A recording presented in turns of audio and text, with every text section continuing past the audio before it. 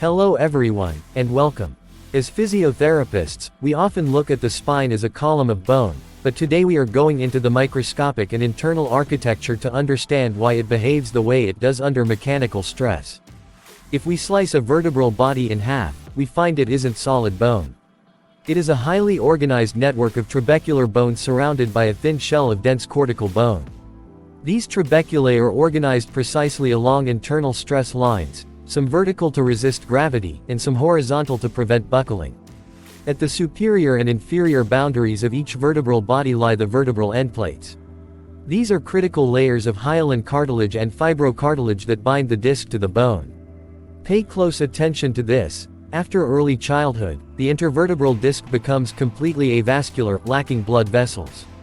Therefore, the disc relies entirely on microscopic pores in these endplates for nutrients to diffuse from the bone marrow into the disc. If a patient's endplates calcify or fracture, the disc literally starves, leading to early degenerative disc disease. Now, let's look at the posterior half of our blueprint, the vertebral arch. The arch is formed by two stout pillars of bone called pedicles that project backward from the body, which then meet the flat plates of bone called laminae to close the loop. This creates a secure ring, the vertebral foramen. When all 33 vertebrae stack together, these foramina align to form the continuous spinal canal, the vault that encloses and protects the spinal cord.